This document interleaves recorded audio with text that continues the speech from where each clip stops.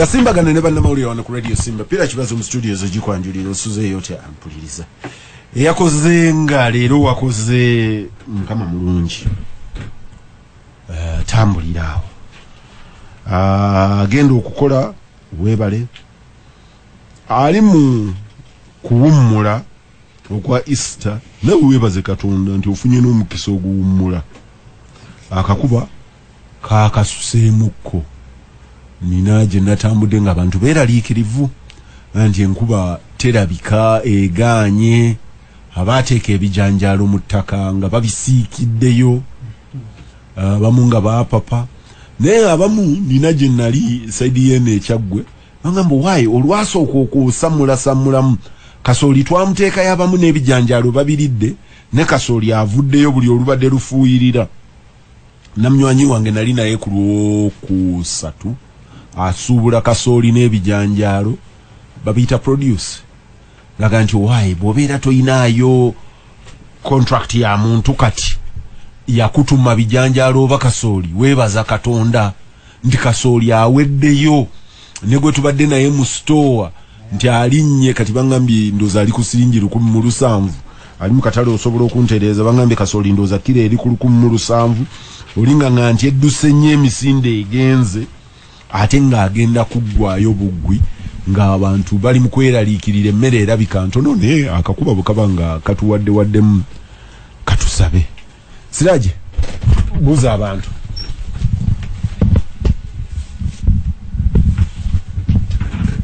abatuwuliriza yenna gye muli mbalamusizaako nnyo mu ngeri ey'enjawulo mbuuzaako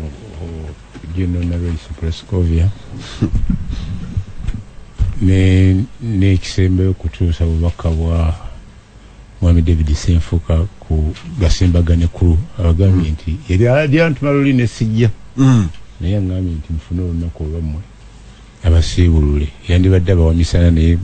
kulosimbamu basiraamu otukwe mobile money numbers simanyi message naye nsobola ogijjayo abasiiba kati wano ndabawo Kanaabi Siraje naka Felix tusiiba fe gunda yafe yagize yaweddeko paid arrears so ano abatuwa mu arrears statistically tuli 50% of Gasimbagane yasiibi ate katerega bwajja percentage ebeere erinye abasiraamu yabaddeko mu Ujja headquarters n'abawa balina dina ku climax ya World Freedom Day speak buli ntebe bagitunda million 2 nangula y'entebe 5 abatasobola abanasobola okugenda y'abamawulire n'abasuubiza n'okubagulirayo kamera nga Ujja for training purposes n'okutandikawo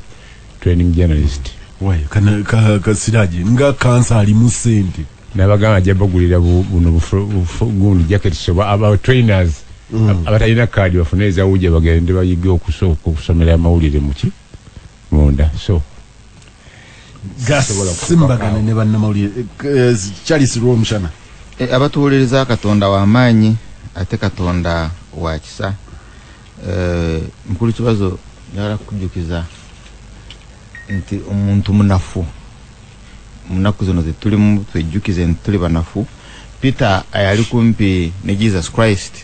yamugamba ojja kuneegaana nze okwegaana ojja kuneegaana esaawe zaatuuka akawala ne kajja gwe Peter wabadde ne Jesus muwala gwe zendeka omusajja oyo simumanyi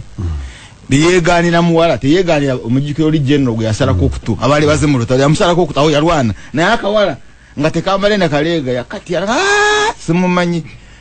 ate ekyamujjukiza nkoko of all things yali yeerabidde nti oli yamugamba oli neegaana naye najjukira nga naye ekimujjukiza nkoko so tuli banafu nnyo nti twerabira endagaano zetukola ne Katonda ate enkoko eziwulira Katonda ne zitujjukiza Gasimbagane Ne Bannamawulire Haruna kwengatako bannange kulamusa ku batuwuliriza yonna gye muli n'okubeebaza mukulu kibazo feedback zetufuna ezibeerawo ng'abantu basiima Gasimbagane gye tukola ne Radio Simba mukulu kibazo eriyo n'ababuuza ebibuuzo tulaga nti naye kano Eyo nsonga nkulu nnyo okubeera nti platform egituwadde naye nga booge nti enkuba etonnye abakugu baatugaa nti egenda kutandika awamu ejja kuba mbi awalala ejja kuba bwetyo ntonotono naye era ekwazulu wetwogerera ekwazulu Natal kyekola abaayo abantu nga ndowooza bagambye bibiri nawana amataba gaji okukola ki okubeera nga bafa n'ebyalo bingi nga bikoseddwa naye tusabe Katonda ffe edduwa tugiina asiraamu batonya nti tuweemu ekisingamu obulungi otutaase obubi obukola ki tukingirize obugirimu kati ogwaffe gwakusaba Katonda atusaasira atuwe ennungi Gasimbagane ne Bannamawulire Siraji ono kanabi twamulese nga mugenyi mu y'olwaleero okujjako nga byonoobaayo ng'obuuse naye mulaba yina akapapula ani kanabi owa standby generator simanyi Kisule Magala Katende abaana bandabire naye aŋŋamba akapapula yalina ekitabo kye alina ekitabo kiramba awandiika notice alina akapapula naye tekirimu erirangi eya go forward gwe kyembuuza bw'oba ogawandiika naawe osoma wali we bagawanise oba ogula ago gonna because you need an allowance really radio sima kyetaayokoyo ka allowance tumuleeta wano lwa bukugu lwoba omuleese nga kajje nja kumulaga library nti sirimu abo abasoma ku street otaddemu okulangira Allah yansitula eddaala nanzija kubasoma mu street bwe mba nsobola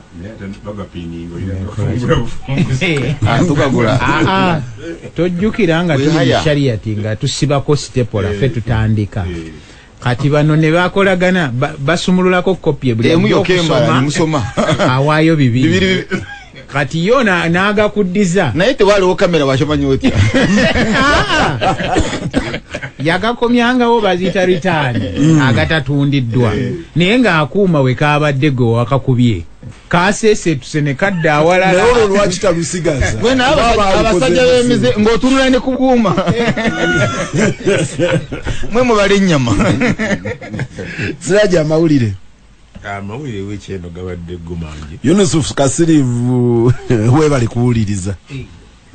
nange mutumidde nnyo nkyaliyo Yunusu ne kanaabi akumanyi Yunusu musajja wa Rwomushana nnyo Katonda w'amaanyi nina ne gye nagenda saidi y'ekawempe eno nalifuluma mu mmotoka awo gye batunda ebintu ekawempe kyali soona ali interesting anyiiza abantu mu mbeera y'emu ne gy'abasanyusaamu abamu bamwagala nnyo naye n'abamukyawa nnyo nagenza okwesanga nga nina lukiiko lwa byabufuzi lulamba awo ekawempe awo we batunda ebintu oli yazze kuŋŋamba ti akasajja ako kalw'omushana kagobe ku rediyo yaffe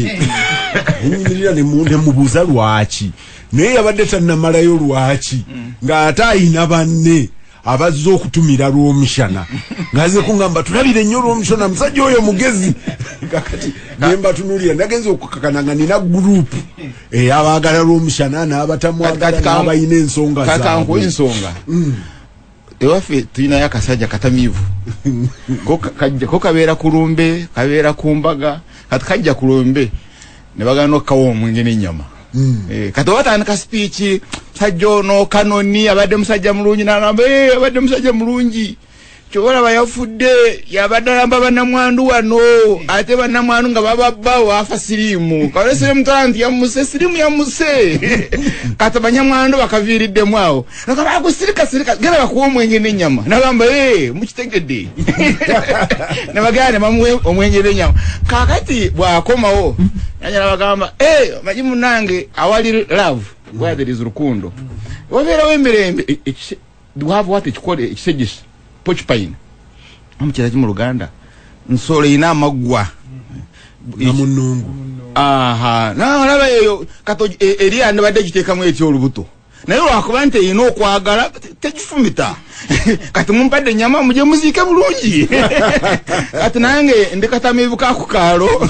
era nawe mutamiivu wakulumbe Katonda yamanyi ku lwaki we nimbeerawo ku lumbe bwe mugana okumpa omwenga mbalangira wikyetandise n'ebintu bingi baganda baffe abakristo n'abakristaayo babadde mu kunyenya amatabi bali mu Easter holiday buli wamu abantu omugalo guno gwe gusoose okulaba nga abantu bajja mu bungi abantu be babagerako naye n'abasiraamu nga bali mu kisiibo amazaalibwa ga Ssaabasajja nga gayongezeddwayo simanyi bwe bakikola batya. Yes, celebration bazongeddeyo nga baga nti n'emijoozi gyatuuseredde gya Airtel naye Ssaabasajja in absentia yasobodde okugabula abasiraamu bali ku bimuli e Bulange ne speaker omupya Anita Amongi n'agabula abasiraamu n'afuna n'erinnya ly'abasiraamu Hanisha Anita Amongi tombulira ntate wa switchinze na sa switchinze ne tekina na buzibu ndebera kadaga tekina buzibu simu yafwa kadaga mulamu so yalabiddwako nga gabula abantu ne yegabula nga waliwo omuntu amwerekera nga escort honale na male so gabadde masanyu kusaidi endala high command yatudde nga ekalamoja abantu ababente n'emmundu n'emitayimbwa nga bataba ne yatudde umanyi tuyina bbiri eriyo historical high command ne high command no high command temuli ba historical ne umanyi historical high command tebabaddemu mweno high command ba historical mumanyi abatavaayo nga General Sejjusa oyo teyabaddeyo fact ekiriwo nti ye ne munne General Kayihura mu July bagenda kuwumula amagye naye president agenda campinga y'okusinziira ku bivaayo tenyefuza talimu bagenda okuwumula mwali exactly mwali balinga 70 some 72 over 76 so that will be a great gundi battle ja tebannaba naye nga bawadde date so siyaje weyongere maaso ku muzindalo abawuliriza baga nti eddoboozi lyo tebaliwulira ensonga endala ebadde mu mawulire yeya akaliya ddaaku ekyo tebakyogera land grabbing omukungu omu yavuddeyo naga nti Uganda Land Commission yekulira fraud nabo ne bavaayo ne baga nti sife tukubira fraud in the same week president IDP aganti nakwata ku ttaka ku luno abanyezi b'ettaka bafudde twade tuli awo nga mawulire gajja na nti UPDF n'ettaka lyanyezaawo ekitala ekaziwerako naye nga z'abantu banjawulo yavuddeyo okuwaaba ali omu ye Matovu Frank naga nti nze nina ebyapa nabigula ddako amajasi nti twabeerawo dda wano twatweningirawo n'aba LDU awo ekitala waliwo baraks okumpi awo PS agamba nti awo tetulinawo ettaka omwogezi w'amagye agamba nti waliwo ettaka tulina ne interest chairman wa Military Land Commission General Mugume yanga nti fe tugenda kutuuza board very soon abo bagumiikirize tusotinge out bannannyini n'abatali bannannyini tusotinge ewo eryaffe n'eritali lyaffe so ndowooza mpigi wakiso nsava mu kunyaga ettaka kuba emisango egiri mu kooti giri awo okusinga ennyinyi waliwo ebanyeze kubazukula balitunda ate n'oli naga nti nze bampadde trust naye nga abatunda be bamuwadde trust kagomaga nti nze bampa trust so ebyo nga bikyali awo na debate ebaddewo y'abakulu ya obutakwatagana wakati w'abakungu ba gavumenti abamu especially okufuwa kwa speaker wekwabaawo ku nfwaye Enanga ga nti tugenda buli yayogera ku kigambo kyabutwa tujjamu mutwalayo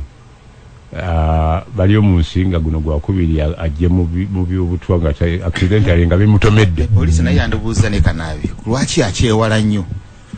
kukyewala ate kibagala keeping silent mu issue and obeera safe and mu intelligence why kwaki oli tayagala kukyogerako kati Baryomunsi aga nti munzije mu drama wamu eyo obutwa nzi navaayo okugamba nti omusajja siyato medical report gamba nti naino olukyoli simanyi oba namuyita kubanga taata yadde yaganye okujja naye omukulu w'ekika yagala tusobola omukiikirira yaganye okujja yes yayogera bimala ate talina kyagenda kufuna mu kunoonyereza kwa poliisi omwana we yafa te yamugamba tebagenda muziikulayo ajja kakase ne mukulu otafiire yawadde poliisi amagezi naye nti bwe muba muyina bye mwagala okubuuza mukulu Lukoli mugende mu buntu mwe muba musituka mugende gy'ali mumubuuze embeera gy'alimu teyeetaga ate kutakula kumubuuza bijja mutabula yes so mu medical mu health twafunyeyo report nti covid tulabika tulinayo mulwadde mu ddwaliro lyonna owa covid naye be bagamba okususpendinga bakola mu covid crisis abo tebanasasula basuubira okwegatibwako n'abatanasasula ab'ebitongole ebirala okwekalakaasa 61 medical special senior medical consultants nabo baga nti nabo bagala kuteeka wansi ebikola we mulundi gwawe gwasoose okumanya nti tulina 61 bokka mu ggwanga lyonna ebyo nga bikyali awo tulina ebirala bya lubawa specialized hospital bavudde ne baga nti temulabawo musingi naye by 2024 ejja kuba ewedde nanyini ttaka omulangira aga nti leero nange bukyamulya ssente nange ngenda kuteekawo caveat temujja kulizimbawo kati tetumanyi nayagenda okulinda in view of that nga omuyita yetanaba kumala contract ye ne ssente yaziri agamba bamwongereyo endala okusinziira ku agreement gye balimu era ye muyitale y'omu oba ye penalty oba ye penalty agamba nti nemwanyi okuziprocessinga n'okuzitunda ayagala abeere yekka emyaka 10 nga tawe wa musolo gwonna afuna access ku masanyalaze n'amazzi ku bwereere kati awo minisita agamba tabimanyiiko wa agriculture naye bano bagamba nti agreement eriwo eraga nti balina omuwa ssente oba twagala oba tetwagala kati waliwo okubagana bamaga nti tajja kubasobola baya yekka naye ajja kubaayo neki ajja kuba nga n'abalala naye already by Uganda National Farmers Foundation bagala genda mu kooti baga nti balubadde mu bizinesi y'emwanyi emyaka 4 tebali akisobola kuva eri abajjeko kintu ekyo ate oli bwaga nti solo gundi so but why is that so because oli agamba bamugarantinge Uganda government emugarantinga okumuwa omwanyi so mulimu omwanyi oguwerako mugumuwe excess mugu exporting tugenda kulaba by election very soon 26 kulonda amulo abakika kya aba family yoranye bamaze okukkiriziganya ne speaker tusigadde kulaba NRM oba enabatwala mu kamyufu oba enabatuuza naye so far waliwo abavuddeyo in favor of the son Ojoko agamba nti genda tukwatira ebbendera balaga nti kino tekifuuse kya Bwakabaka naffe tujja kujja mu kintu tujja kuba tubiwulira Uganda egenda kufiirwa trillion emu n'ebitundu 4 okusasula amasanyalaze agatagenda mu general grid nga niye bali baga producing endagano egamba balina basasula omugakozeseza oba temugakozeseza pozine olutalo lwa gundi luli mu nnaku 52 omunafu yakubyeyo emmere ennene ate yabeera munafu oli yamugambe ennaku 4 nga amukubye naye kati tuli mu 52 kati kitegeeza nti waliwo wajoga nga munafu ate olutalo luli eri munda mu Ukraine teruli mu Russia nti oba bali ku nsalo sina mala okujjako okumanya leero Viper ne KCC bali mu nsiike naye awo nno kati oyogedde bw'oba wangula KCC olwo Vipers ebe ekikopo ebyo byoyongeddeko byakalebule ate kalebule sirajja olina okumanya nze nina n'amapeesa g'omuzindaalo Gasimbagane ne bannamawulire kana abiri ekifise siraje ngoza waliwo akantu katono nnyo tubadde tukyali kubye mmwanyi naye n'ab'ebyennyanja nabo nga bakaaba bagamba nti gavumenti kaweefuba ate mutadde nnyo ku bantu abava ebweru okubawa layisinsi okuvuba okusinga bo nga emaze n'okuteekawo deadline nti nga 31 za May bonna balina okuba nga beewandisiza naye ate abakolera ku Lake Victoria bo omwezi guno bwe guggwako nga tonnaba kufuna layisinsi gwe ebyokuvuba nga obisiibula ku Lake Victoria oba onoogenda ku Albert ekiri ewaffe mpozi n'ekirala mukulu Siraji kyaleseeyo si bwe wabaddewo okwayitiddwa okwegatta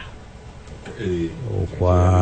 ebiwayi oba biwayi oba bantu nga kwabadde mu State House President n'avaayo n'aga nti babano ono gundi mulina wano nono wuno wano naye bonna bakoze eki begasse naye wiiki ate weggwereddeko nendaba ku mukutu ogumu nga DC Kateregga akikuutira akadingiddi nti abasiraamu begasse era eno good step naye nze omanyi ffe abaakula mu mawulire nenkola photographic interpretation mangu nnyo nempuliriza n'eddoboozi ly'omukulu omukulu bwe yagambye nti bonna mbayina wano n'atwanjulira Yamir Kamoga n'atwanjulira Bodi Kampala nagenze okuwulira nga eddoboozi liribuuka nga n'ab'ekibuli n'akyuka nempuliriza nagenze okuwulira ng'amenya Supreme Mufti eyawummula deputy yasose kugamba mu kulundiramu nekangamu yawummula nganti bali balemeddwa okufunayo abakiikirira n'enkirekaawo tewabaddewo from Kibuli naye ndowooza kibazo naffe abamawulire tuyamba atuddeyo tutunuulire mubamu ku baabadde mu gurupu eyo abadde nnyo mu kwegatta kw'abasiraamu naye kibatannaba kumubuuza kiki ekibaawo oluvannyuma mukulu Kateregga ono yamukavaringangana nnyo yali mu gundi mu mulumba omugenzi najja mu ya Luwemba gundi n'abeera waawo n'agendako sayidi eri nadde n'agandika tuyimba kwegatta yagenda ne wa Mukasa kakati nagenza okulangira manye ekifaananyi ekisinga okubeera famous mu mawulire kya mukulu Luwemba ne Mukasa nga bayise omusiraamu ajja asabira omukolo ekkololo sijjukira gwali mukolo ki yali independence kyenda mu esatu ne yo security yabakkiriza etya bombi ne batuuka wali n'omusajja ssebe yakuba ekifaananyi ky'amawulire yagawummula dda ayaruwa eyo omusajja Luwemba yali mukaddekadde naye nga w'amaanyi n'amujijika ekibegabega Luwemba yali mujasi Kadafi yali atendeka Islamic League kati Luwemba bwagenda okunyiga ati ekibegabega n'okugulu eno ne kusitukirako naye mu byonna mukulu kibazo we are missing a big point and the big point ziri bbiri emu nti constitution bagenda kukanya ku constitution balonde eyokubiri bagenda kukanya ku ngeri gye banalabiriramu ebintu by'obusiraamu the properties obugaga bw'obusiraamu so in other words kyenda be State House kitufuna kumanya ekireeta enjawukana maybe mukulu Museveni kyabadde ayagala okutulaga bano ekibaawula it's not doctrinal si faith but it is byansi bya bufuzi byabwe na bugagga ampuliriza Gasimbagane ne bannamawulire nina Siraje Rubwama Ahmed Kateregga Musaazi Haruna Kanabi kalulirwa omushana nange kati mu mbeera ya wano 60% yasiibye naye kanagafa abaakawa tujja kunywa ne bomushana yasiibye naye nse kwendise bo sekuritare wange mukyala asibulu kusebeveo asiibye ekisibo Kalema ngasibira ddala ng'abasiraamu musake yabasiiba engeri ate ali Christians we bate bwe basiiba Kateregona ayinza okuba nga yateekako sekretary w'ekikono mukyala mukatuliki bulungi. Gasimbagane ne Bannamawulire ku Radio Simba. Peter Kibazo mu studios ejikwanjulira Chaisi Rwamshana Siraje Rwanama Haruna Kanabi Ahmed Katerega Musazi nange. Njagala kusa dakika 10 okufuna comment kijja kuba nga sikyabwenkanya n'akamunga 60% ya program inaka abasajja abayisiraamu ate wano wensubirwa Kakande ne Tamale baali bannamawulire abaali bakavarinze ensonga z'obusiraamu okumala ebbanga ddene. Twabulako katono basiraamu. Actually at some point ndooza Tamale yali authority mu nsonga z'obusiraamu n'okusinga abasiraamu abakavalinga efitina so ensonga efitina Kakande teyagumira nnyo mu fitina bijako muganda wange Tamale yalina oludda naye n'abimanya nnyo. Siraje njagala kutandikirawo ekisooka nti yali shooka boom nga teriyo preparation. Manyi nti President Museveni abadde involved mu kugezaako okuzza enkolagana wakati w'abasiraamu variously. Here and there mujjukira nga appointings the last time kali kakiiko ka Justice Kanyehamba. Akakiiko ka Justice Kanyehamba nekajja ne kaleeta report. Nina mikwano gyange be nabeeranga nabo. Buli bangambirawo nga tebannamanya nabiri mu report.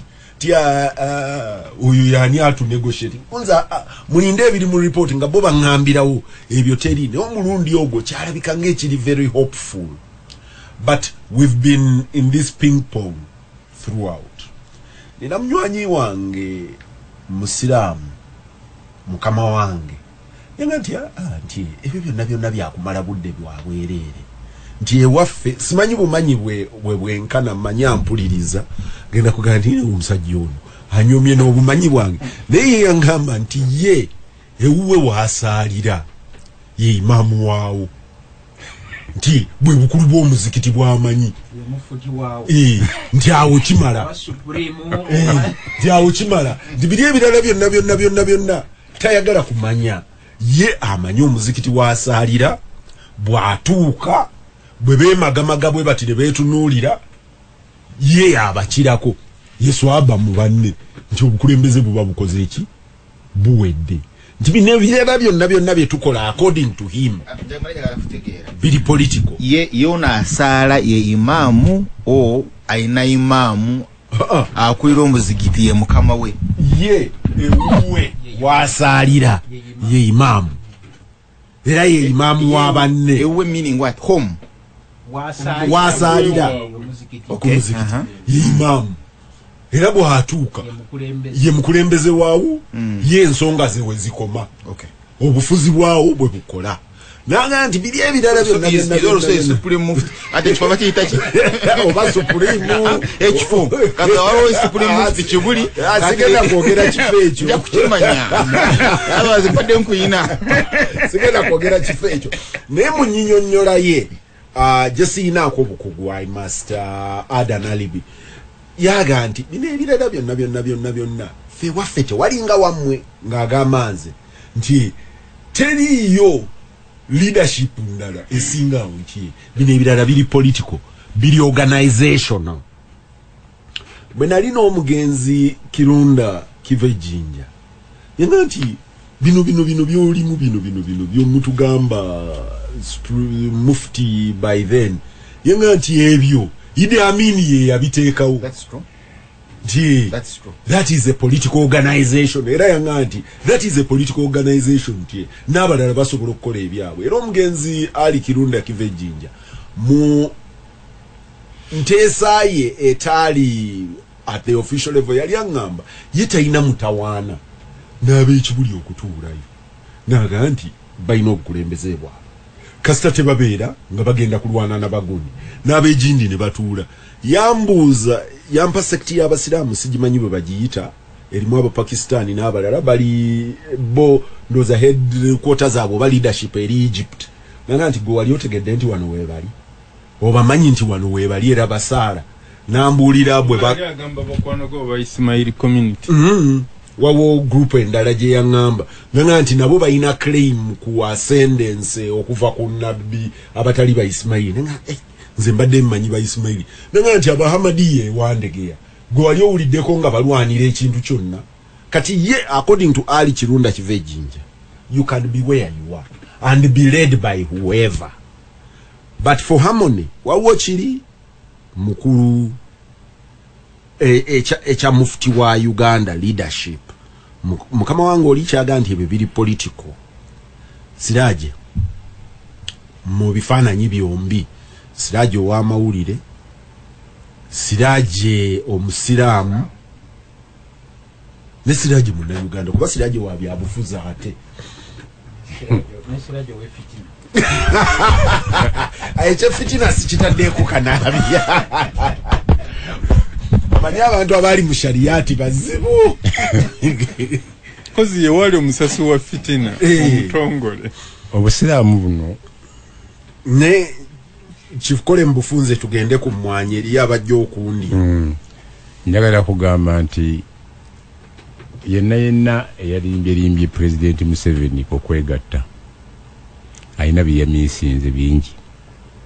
kubanga kyeyamisinze kwe kusooka okwogera n'ebiwayi byonna bye bamwogeddeko ndiranga bw'avaayo n'agamba nti nze nafunye essimu nga sisobola nakwebuuza ng'ate mmanyi ŋŋendayo nzekka President ampise ŋŋenda okutuuka eri nga nsangayo n'abalala nga mu maaso ga President nsobola okugamba nti no kino kiganyi nga nange bankutteko nga ambush yes ekituufu siina gwe nakiikiridde wangi yagambye siina gwe nakiikiridde nagenze ku lwange ate nga sejjusa kugendayo ekyokubiri nafunye omukisa gulo nendaba ku mukulu Kanyehamba oyo bw'oba omugenderedde omukonyeeko wano nti yaliko mu kakiiko akugamba nti olaba baalemwa akakiiko ka Kanyehamba ke katuwaseeka Mukasa ndowooza eventually ripoti ya Kanyehamba yabamu okulonda mu bajji Kanyehamba ripoti eyo yaŋŋambye ogimpaako kopi naye kye nasomyeko ekitono nalabye nga waliwo obuzibu bukyali bunene okugatta abasiraamu nga oyita mu byobufuzi ekyokubiri bw'ogamba nga munnamawulire nze mmanyi nti ekintu ekyajja Kamulegeya ekibuli era kye kyamutwalayo nti yagendayo ng'amayajja kugatta abasiraamu ng'akozesa influence ye mu busiraamu n'avaayo ng'awanda lulusu n'agenda yegatta ku olwedda baali bamulinze kati ateeka okuba nga y'omu ku bakulembedde ekintu ekyokumatiza President Museveni nti kino kiyidde naye omwogezi ate omwogezi w'obusiraamu mu State House nabenaga nti President teyagasse ku basiraamu bamugambye nti bano no naga nti ekyo kirungi of course it was ayogerera oba akiikirira abasiraamu mu State House erinnya ndyerabidde naye yavuddeyo na clarifying nga munnamawulire wa President takiikirira abasiraamu kakati ffe tumanyi nti abantu ababeera wali naye baba balina at least okumubuulira ekiki ekigenda mu maaso okugatta abasiraamu si kwa Museveni si kwa muntu yenna kubanga tekugenda kwegatta nabbi yagamba nga tannazingako nsi obusiraamu jja kwekutulamu sects 73 Siraje njagala nkubuuze ekitegeeza kitu kyali mu kwekutulamu nnyo nange kankubuuze kya fitina Siraje waliwo obukyamu ki okubeera n'obukulembeze bw'abasiraamu bwegase because from the premise gwe gy'oyogerera gwe otandikira mu premise ya buteegatta nze nkubuuza waliwo obukyamu ki abasiraamu okwegatta obukyamu buli bwe buti nti ebyabaawula nga tomaze kubinogera ddagala tosobola kubagatta abakibuli bagamba nti abo babbi battaka abaodi Kampala n'abaodi Kampala balina allegation gye bakola ku kibuli President waba ayina gye yayagala nga soft landing asinga kugifuna odi Kampala so eriyo Kingmaker ekibuli nti bwoba olina nga toyete tomukuteeko tosobola kutwala abasiraamu ojjukira emmotoka ezagabo wano ku Africana naga nti ezo zezavaako nendirabuga nti abo bakolere bazibawadde exactly bazibawadde nekyo nkugambye nti osobola kumanya fundamentals kati osobola gatta odi Kampala na batabuliki n'obagatta wamu nga tolizolovinze issue y'omuzikiti gwa William Street kuba it's a very big generating income olijageno mu kiseera ga zino zibuze naye ate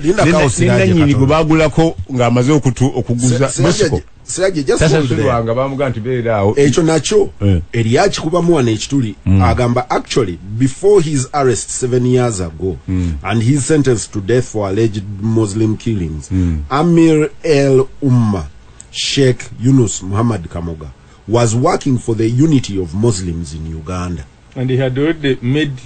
an alliance with lwampereza message tasaininzani katoyinza gamba nti abatabuliki tebakolerera kwegatta okwo bakolerera naye tebali kintu kitole kimu nti otunulira omutabuliki w'enakasero tosobola mutunulira n'omutabuliki wawali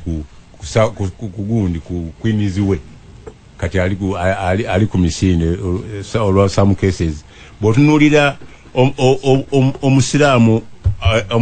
owa Spidika Mubarak yafe yagatta ku Supreme yalekayo ekiwayo kyagaana okwegatta ne bafuna ekitebe walinga ku lubiri aye nakyo kiwambwa owa Supreme ate yagoba ku odi Kampala so tosobola kugenda mu kugatta nga totegedde inside causes of the division kati bw'oleeta Nsereko RDC kati byayogera kati ng'avuddeyo ne byabadde ayogera ng'ayagala obwa RDC tosobola kugamba nti ate osobola omugatta ku Muhammad Nkwanzi Kawesi angamba kibazo mutujjeeko akajanja aga nti mmwe ba Christians abayise ba Kristayo mu Luganda tubyawula mu gundi naga nti mmwe ba Christians lwaki mwami Museveni tasose kugatta ba Orthodox na ba Catholic na ba Protestant na ba Advent all of you are Christians like we are Muslims why don't you first unite under one umbrella? Don't they have joint Christian council? Nsiriseewo oyakimanye nti balina joint Christian council. I mean Katerega then maliri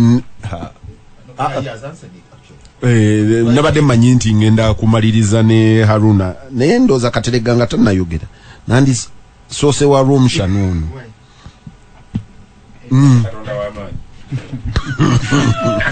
ano manyi mukulu kibazo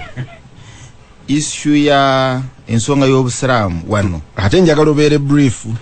ensonga y'obusiraamu wano obanga wakugiyingira atomu yayo ku Bonamaro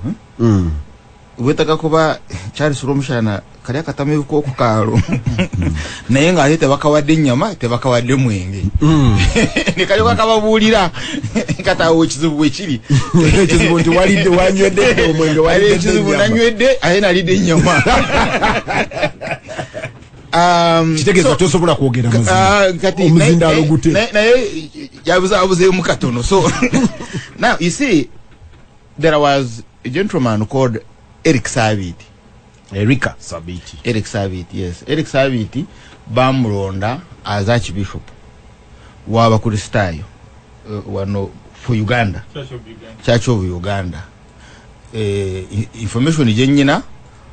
wali bamulemesa okubeera wona mirembe, and I think it's either mean asalawo kale jangu nawe were nakasero All Saints. So that's how the All Saints come. Created the Kampala diocese. Yes. Nakasero for the Archbishop. Abakristayo tebatera kijje naye kivenjere yagamba nti Katonda nti Amini yewana nti yakikola naye Katonda yamuyita mu kikola. But at least Amini did it. Chinyonyera bulungi because Amini bwajja yasanga abeka bwe balonda luumu ku Archbishop. Ngaera nelili balemesa omuganda okubwaki bishop nga twali tusuubira diocese ez'omu Buganda nezigenda kola province eyazo Amini n'abayita n'abakanga n'okubatiisa okwabulingirira n'abaga nti okwo kulya mu nsiruko naye ate bw'amala yali atandise interreligious conferences of kubeeka baali mu negotiations ne bamala nga bakuliyetinzeewo Kampala diocese ng'ejja kuba ne cathedral e Nakasero. Archbishop atuulengaawo na mirembe amulekera Abaganda. So chola mbane ngami nti nalideho kunyama katono no kumwenge mtono kutajjayo ekyo nga bwakijeeyo nti problem yali nti tosobola kuleeta oba mukiga Eric Sabit boba gwolese as the archbishop for tubade twagala luuliza nsubuga therefore mulundi ogwo Dunstan nsubu fe yali agize ate omulundi ogwodda ko twali tulina okubeera ne bishop Yokana Mukasa era ne batukuba endobo kati ne na wayogera ne kibazo mu Kristo actually by the way for abakiga maifu bugenda o Christ the King olabe we are the majority mu church zero church eziwano mu Kampala z'aba Kristo fe tubeerawo bangi nafe twagala omukiga akida kwa bishop awo rubaga camp banasibe bagamba bakatuliki nti bo beyawula nnyo ku state baleeta Musaina Kani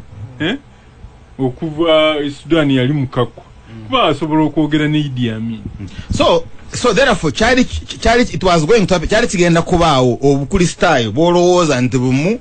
under this constitution gye bayina okutukamu bibiri nga waliwo obukristaayo obwa Uganda ate nga waliwo obukristaayo obwaki obwa Buganda naye Amin ekyo yakitemako Katonda n'amwogereramu nga Bishop Kibenjere bwayogera. Now here oyina history yawo and which we also need to appreciate ku mukulu Mbogo Mugenzi Mbogo bangamba he was a brother to Sekabaka Mwanga if I'm right. Yes so the role he played he was a brother to Mutesa one role he playing because okuleeta bangamba okuleeta ono Busiramu busoma history yayo it was not easy engeri gye bali balwana ne France and Britain and now you have Chibuli nayo Chibuli line gye kola ki ye line je gira so waliwo interest so you know ku balancinga was balancing naye ng'oli mu national picture so that's where now Chibazo's question comes in tusobola okubeera ne division ku line kale unity elemye in diversity naye tubeere ne unity buli omu akwata ogwo naye nga ffenna twegattira wamu because waliwo bagatta in terms of doctrine in terms of faith management bwe munaabeerere tubeera n'emirembe mukanye power management buli omu naye very good line ya mukulu Museveni naye ate nayo is also correct musobola okubeera ne constitution interest zonna ne zigira mu constitution ne muteekawo bodies nga bodies ezo zisobola okukola ki different centers of power because the whole thing is about power buyinza in management of property buyinza in management ogenze woli mukama wange no mukama wo yagamba nti this thing is political no you see ebyobusiramu is very incorrect agenda kumukeeka gwe yena no is very incorrect wano butwale mu covid waliwo application ngeva mu basiramu babakirize basi what was it kubanga bagenda kusibulukuka babajeko kafyu you remember bagende basalale talawiya yes so that is where you need as a community ku negotiating n'abalala kuteesa n'abalala so mwetaaga leadership chovolaba even the pope yaja take na sinkana leader w'obusiramu so you need someone to represent you because waliwo kye bayita interfaith dialogue obamba ena kusinkana n'abakristaayo mu dialogue ngo on faith ani abakulembera so if Kazimba kulira obukristaayo agenda kusinkana n'akulira obusiramu asinkana ani wayina okubeerawo n'eddoboozi yes no this doesn't work so wayina okubeerawo ne well that's not how human beings operate oyina okubeerawo n'oli nti yakulira Russia n'omumanya nti yakulira Russia when he speaks for Russia oyina okubaawo n'omanya nti ani ayogerera Buganda it is Katikiro or maybe it is this and you arrange it so it is possible nti basobola okukola unity basobola okukola constitution n'ebagatta basobola okubaawo n'abalala nga bwe tukimanye waffe bwe banga mbaga tuyita omusiraamu n'asala Inumante musalamu yamara kugishara ne babiri ku cyaro someone must be taken care of atwachikanya so because there is someone who will talk to mwali waji ome sana so tuchikanya ne tumanya oli abakulira lange embuzi garanzi tade yabyenda ngabyo nabitwala n'amaguru n'omutwe yali amunyama yoka katonda wamanyi ampuliriza Gasimbagane Ne Bannamawulire Katerega webale nyeso nja kusembayo na musasi wa fitina waffe Masaka nasanga conflict y'abasiramu y'amaanyi nnyo naye nga ndaba w'ekibinja ekirina obuwagizi bw'oba oyagala emirembe nga kyekikulembera nga Masaka atereera naye nga tebagwa Kibuli tebagwa Kampala mukadde ne mbagamba bannange walina okubaawo leadership structure musalewo mugwa Kampala mukadde mugwa Kibuli bwe beetunulamu mu ngeri yaabwe Yunusu yakugambye ngo waliwo wabadde oyogerera muneka tereganga bwakyatukuza okumulembe gwa Amini ajjukire waliwo namu nti NAAM nti togeza n'okisiiga ng'ekyali ekiyonje ekizibu kyonna sinnayogera ku namu obudde lwakuba tebuliiwo bulungi naye nakyo namu yakola foundation ya Supreme Council naye nga ku kiri kyembaddeko baganda bange abasiramu b'e Masaka ne basalawo nti bagenda ku Masaka City bagenda kugwa Kibuli era bwe bagwa Kibuli n'entegeeza olukiiko lw'ebyokwerinda olwa region obukulembeze obutuufu bwe tusobola okutambula nabo for stability mu Masaka City bwe Kibuli naye sikikola mu bitundu bya Masaka ebirala naye mu City era tutambula bulungi kubanga n'omugenzi Livingstone Kateregera yali yagamba president mu 87 nti yadde Kiruuta yali ku Kabalaza ewaluwemba ku Rubaga Road naye yalina abantu e Masaka era n'abange yali recognized ne tutambula so ekintabuli ekyo kigira ne kibeerawo nakye sikanya na mukamawo nga nkigira ddala mu byafaayo by'obusiraamu nabbi bwe yavaawo kyali kitya buli imaamu we yali yasigala yaliwo baatuula yoke bafunamu enkaayana z'obukulembeze nga bwe biba naye bakkaanya ne bateekawo obwa khalifa omusigire wa nabbi eyalina ofiisi endala zonna okugjako ey'obwaki ey'obwa nabbi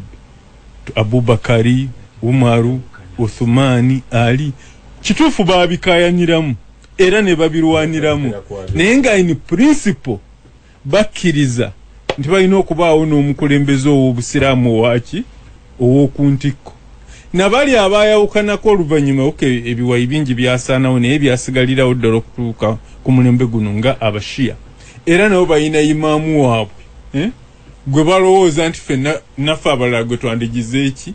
in spirit baga nti walina okubeerawo omukulembeze owaki ow'okuntikko obwa khalifa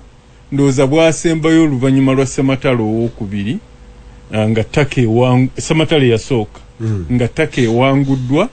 Take eri yali yazimbirwamu obusiraamu Ottoman Empire nevaawo ne waddawo eno Take Republic ono yagitandika Ataturuku n'akoppa ebyammwe eby'ekikristaayo n'aseparatinga church ne state kakati ne bagezaako okutuula Misiri bazeewo obwa khalifa ne bugaana neera aidiiri y'abasiraamu naddala abasunni kye bawulira nga kibaluma nga kibabanja kuzaawo ki obwa khalifa obwo kati ekiringa ekikubagizo bwe babadde n'ebizibu mu Middle East ebya Israel ndowooza yali mu 68 ne bateekawo Organization of Islamic Cooperation olukiiko olugatta amawanga amaki era ng'ekigendererwamu kubaawo ki obwegaso obwo kakati bwe tudda wano ewaffe mu Uganda okwawukana okwasooka kwali ideologic era nga kuli principled bano bakuba amataali bano tebakuba bano bagira ki nabana abaspeedika n'abatabuliki nako okwawukana okwabwe kwali principled nga balina bye batakkaanya naki kwa byannyimbe kusoma mawulidi niyo okwawukana okwa Kampala mukadde n'Ekibuli kuli opportunistic bonna babyennyimbe basoma mawulidi so nze ndaba nti okubatakuze mchense just there oli yatuwadde yakamoga unfortunately to signing agamba fact mu nateekako colon Chibuli fought Mufti Shaban Mubajje 20 days after he was elected at Hotel Africana. He had not sold any property then. Chibuli have their own reasons which I don't want to mention. Unfortunately, kakati sebo abasiramu bwe bayawukana mu 1922 ekyo kibadde kyongereza ku ekyo ky'obadoga nti bano bafaanagana ideologically so tebandiyawukanye mu 1922 bwe bayawukana ku biri ideological Ssekimwanyi bwe yafa ndooza mwana mu 67 Chibuli bakkiriza kumpi ebintu bya Ssekimwanyi byonna era yali akulira Bukoto yali aze mu kifo kya Ssekimwanyi n'agenda asalira Bukoto Natete baali bamuyita Nsambu abasiraamu ne bakusala ejjuma y'okwegatta Chibuli okusinziira ku Badiru Kakungu ne Profesa Kasozi mu katabo kaabwe abasiga obusiraamu mu Uganda nti kirabika Sheikh Swaibu Semakula yali bulijjo atya buti Ssekimwanyi tajja mutwalako obwa Sheikh Isiraamu ki Chibuli Ssekimwanyi bwe yafa byali areizinga Semakula n'abigira ki n'abikiriza naye olwokuba abasiraamu baali bamanyidde ebiwayi byabwe era Nsambu olwagenda Chibuli ate bano ne bakomawo Bukoto ne bagamba no ne balonda mugenyi asooka kakati bano abavubuka ab'ebiseera ebyo bakamulegeya bwe bakomawo ne bagamba nedda ebyali bitabula Chibuli ne Bukoto byaggwawo tebikyali ffenna tukola byebimu ne baleeta National Association for the Advancement of Muslims oyo munno gy'abadde agamba okusinziira ku Sheikh Kyazze mutabani wa Sheikh Semakula agamba nti omulangira Badiru Kakungu ya embracinga Naamu nti n'agamba Sheikh Swaibu Semakula nti abavubuka nga bwe baleese movement bwe tugyegattako era ffe tujjojja owuninga babavubuka bajja kukolera ku patronage yaffe era Swaibu Semakula nakkiriza n'ajja n'abeera mufti eyasooka yabadaga nti obwa mufti bwaleetebwa 65 nti naye Sheikh Ali Kulumba era nga naluli ku kya Ssekimwanyi ne Bukoto n'alabanga Sheikh Semakula waavudde n'ajja okubeera mufti ye Chibuli ayinza okuli obwa Sheikh Isiraamu nti nafukuutira Kakungulu nti atogenda mu by'abakimu by'abavuka ekyayonoonera Naamu mukago gwa UPC na Kabaka yekka kusasika kubanga bwe gusasika Naamu neesaidinga n'obota ate nga community Chibuli esaidinze ne Kabaka yekka Amini n'ayamba n'agatta Amini abasiraamu yabagatta lwampaka okusinziira ku Sheikh Mbogo baave Kabale nga bayimba kwegatta naye nga buli omu ayagala kusigala nga mukama wa mwami Kibazo owe Bukoto owe Chibuli owe Wandegeya owe Kyaddondo Amini n'agamba buli musiraamu member wa Supreme Council gyonna emizikiti gironde ebyaddirira byonna tubigira ki naye unifying naye olw'okuba yakizimbira ku ye be balonda mu bululu mu 72 bwe bameesinga mu 74 bonna n'abagoba omukulubira Mahire eyali Secretary General yaŋŋamba mbu baali balemedde mu office nti bo balondebwaki bululu military police yabayisa mu madirisa mu 78 nga bameesinze sente z'okuzimba Kampala mukadde awo Katerega mukama wange mutuufu kitegeeza oli ow'ebyobufuzi abataddewo nga instrument Amini yajja Katerega kyakugirayo nti Amini yaba dispersing because banyaga ensimbi z'omuzigiti emma ino kuba it was alleged kubanga it was kichwale bwetu kubate batwalibwa mu court mu 78 era nga babyeza bagambibwa katekeko courts Amini yajja ne prisons ndowooza kwolo gwe yaddiramu yali Moses Ali yali akulira akakiiko abala bonna n'abamu bakyali balamu basibira luzira abakombozi be babata kwolo ate Amini amala na ku addressinga Defense Council era bw'atuuka n'abagamba kati akulira okuzimba guno eno National Mosque ya Uganda yonna ye Major General Emilio Mondo mukatuliki kuba abakatuliki beesimbu nnyo bazimba bulungi amakereziya era Amini we yaviirako nga Mondo yali mukulira yasikidde Moses Ali kuzimba Kampala mukedde aba UNRF bwe bajja sebo abantu bajjukize nti mwabo be yatwala mwe mwali n'omwe yakulirako akakiiko k'ebyokulonda ku mulembe gwa President Museveni saatudde manya kakati aba UNRF bwe batuuka wano ne baba n'endowooza ya Haji Kivedinda nti Uganda Muslim Supreme Council kibadde kibiina kya byabufuzi kya Idi Amin ng'akikozesa mobilization. Paul Mwanga navuga n'agenda ekibuli n'agamba Kakungulu twegwegwe tumanyi ng'omukulembeze waaki nenga kirunda Kivedinda yali mutabani wa Paul Mwanga mu byobufuzi. Kakungulu n'aba mugezi nnyo n'agamba ebintu byakyuka abasiraamu baalonda namuga naye kati tewali leadership kubanga Amini we yaviirako nga ye de facto mufti nga tewali mufti kakati kwe kuleeta interim chief card simanyi wa mukulu Museveni akuwulire Sheikh Kasim Mulumba era abasiraamu ne baddamu ne bayomba bino ne bayomba bino n'eki kyenjagala okumala nakyo nze kyenjagala okumala nakyo tuleme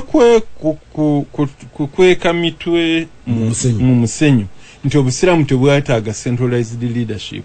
bujeetaaga yadde yinza okuba nga nzibu yakutuukako era nze bano abakuŋŋaanya ebirowoozo bazze mu ofisi ne babinzijjako ne ŋŋamba n'okuga nti Uganda Muslim Supreme Council y'abasiraamu abasunni nakyo kikyamu n'abashiya nabo basiraamu oba n'abalala bonna okujjako ndowooza abakadiyani ewandegeya otuuse wali gundi we yali Alhaji Mwabe Kirunda Kivedinda aga nti bw'oba oyagala n'abamadiya bayite n'abaamadiya baliko akabuuza wonna mbasiraamu mu nsi abo oyinza obbeesonyiwa naye abalala bonna bandibadde babeera mu Uganda Muslim Supreme Council okujjako ebifo eby'enkizo nga mufuti nga chifukaade nga director of sharia feno ensi y'abasiraamu basunni ebyo biyinza okusigala nga byaffe naye abalala bonna tuliwafunda tetuyinza kumalayo naye abalala bonna bandibadde oba interreligious council egatta eddiini zonna nga kati bagenda na kuyingizamu Babudda era nze nabagambye bwe muleeta Babudda ate bamaama fiina mulekayo baaki kubanga Babudda Bahindu be basamize b'e Buyindi mubaleese mu interreligious council n'abasamize b'omu Africa nabo mubagire bw'oba weegatta n'ebyo ate lwaki oga nti abasiraamu tebaba na centralized tribe. Some are Roman Catholic, some are Muslim, some are Protestant. There is a church there. There is a senior secondary school, very big there, which were built by Roman Catholic. It is in Koboko. Long time ago, there is a Protestant church, which everybody who comes from that went through. Some are in London studying. There is also their Protestant church. There is a Muslim mosque there. You find people are not fighting. This is just an example. But myself, I am born here in Kampala, here at the International Conference Center. I don't, and I love everybody. I've been staying here up to today. And therefore, the only point which I want to tell you is the most important is the unity. But I think before I continue, as I have already said, the minister has recommended with the security found that why I want you only this answer to be given by you, the three religious leaders. Why there is about 27 or 28 religious, this excluding Roman Catholic, Muslim and Protestants in Uganda. Why, what profit can we gain now from this nini? What really education can these other religions give us? If we want really unity and we love God, why are we bringing over 28, then put with this or 27, put with the three religions, 30 or 31 religions in Uganda? Why do you want to be confused? You find these 27 or 28 religions only, they are, you find them same Bible. You find in Muslim before, it was about 3, 4 or 5 division in Muslim until I reorganized. It was very serious until I reorganized the Muslim Supreme Council. It was also this division, but now they are one under umbrella. Christian, they must be Roman Catholic under one umbrella. Their leader is Bishop Emmanuel Nsubuga, and then the Protestant Church of Uganda. Their leader is Erika Sabiti. Is their leader. Then it will be impossible. It will be possible that any assistant coming from outside, any Christian leader coming from outside wants to come to Uganda. If he wants the leader of Protestant church, we inform or he write directly to him. If he want the Roman Catholic Church, he informed the bishop of the leader of the Roman Catholic Church. If he want Muslim, he contact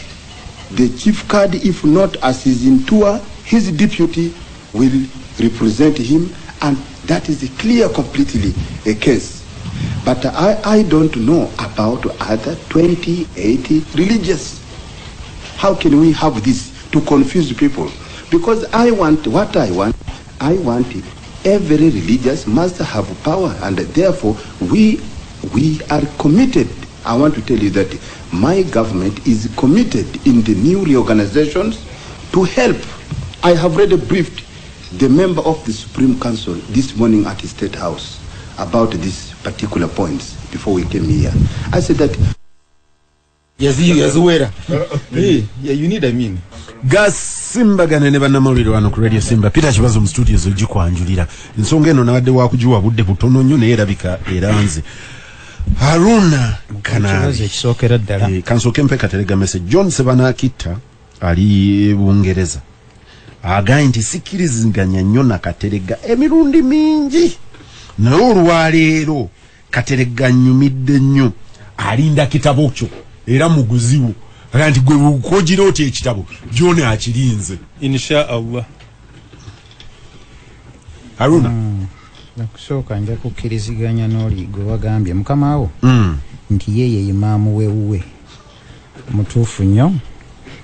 bw'abanga basaala esswala 5 ne basiiba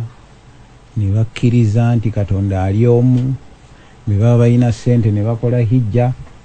be baba balina ne batoola ne zaka z'empagi mmeka omusiraamu zayimirirako nga tonnaba kugenda mu kirala kyonna. Ekyo kyekisooka. Naye awo professor wange Abbas Kiyimba nga babaga nti ba fundamentalist. If someone calls me a Muslim fundamentalist, I'm very happy. Because the fundamentals of Islam are 5. It says I am a Muslim. Yes. Ezo gundi pillars bw'oba ozinywereddeko. Naye professor yali asaaga busazi bw'oba kuyita fundamentalist mu mbeera y'ensi baba bakulaba kirala sekyo kye yali atakuta. Bali babayita kati ba extremists. Bonna bajja kujjanga babitakuta, naye era extremists bakuzaayo nti gwe okkiriza mu ddiini yo era oyagala ebeerewo. Naye njagala guno mulanga gugenda eri basiraamu bonna ne Bakaterega. Mpulidde wanaga nti n'abashiya tusobola okubeera nabo naani. Mu Qur'ani gye tusoma mulimu vaasi nga Katonda atugamba nti mugondere Katonda n'omubaka we n'abakulembeze mu mmwe. Naye bwe mufuna dispute yonna ku nsonga mudde eri ebigambo bya Katonda n'ebyomubaka. Si supreme mufuti saani mu ddiini bwe mubanga nti niwe yidi ya leero oba yanca bwalabise oba bagulabye bulabi ne batubuulira tetugenda wa supreme mufuti. Awo osanyusiza aje tuddawa kuba ezo ze fundamentals ze tuyina. Naye mu byafaayo bye tusoma waliwo sahaba omu yali muyigirizwa wa nabbi bamuyita Hudhaifa bin al-Yamani. Mu bimu ku bimuwandiike bakaga nti abantu babuuzanga nabbi nga bamubuuza birungi naye ng'ayogedde ku mbeera efaananako eno kati gye tulimu mu nsi ffe Abasiraamu. N'agamba nti ekiseera ekyo bwe kinsangangawo ng'abantu balwanagana bokka, obukulembeze buli omu ayina ono nkolanga ntya. N'amugamba nti ogendanga mu kibira ne weekwata ku mulandira gw'omuti n'onywerera eyo. Ye mukama wo. ye mukamawo ye atunuulira bino yaga nti nze kambeere n'omuzikiti gwange tusaale swala zaffe 5 soke tukole ki kuuma eddiini yo dispute zino zonna bino biki abantu balwana kuba ekisooka okutta musiraamu muno musango okuvuma musiraamu muno kibi naye buli lwe mugenda mu dispute ebyo tobikola ki tobyewala ate nga Katonda akuganye toyiwa musaayi gwa musiraamu muno nga tewali nsonga tovuma muno tokola ki kati ebyo byonna bwe tugenda obbireeta n'obitunuulira noga nti nze kambenga kudhaifa ngende ku muti mbeere eyo ekyo kimu so abasiraamu kye tulina okukola whether kamulegeya mubajje ani begase ekikulu gwosadde swala ze 5 ekisiibo kyo kisiibye ekyo ne tukissa wali bwe nkoma we Uganda mukulu kibazo tubadde community enyoomebwa ng'abasiraamu kuva dda naye ate nga tetuleke kabbali era ebiseera ebyasooka waliwo nzijukira nza Sheikh Zuwai yakitugambanga ennyo nti baatufuulanga nga kano akanyama akaweza kilo nti bw'ogipima ne bagiraga naye tennawera waliwo akanyama kabasuulako kiro ekole ki ewere mu byobufuzi nga bwe tutyo bwe baatutwala biki naye ng'era batulabanga we are a stubborn what community era sebo waliwo faazi omu yawandiika pepa ojobuuze Professor Abbas naga nti bwe muwa abasiraamu okusoma muba mwesse tujja kuba tweyoledde empiri mu ggwanga muno era sebo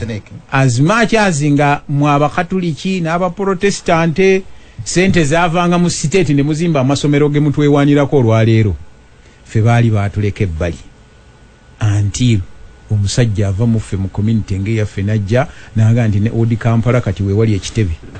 nja kukitwala lwampaka credit omusajja omuyudaaya mukulu Kanabi Sandru Cohen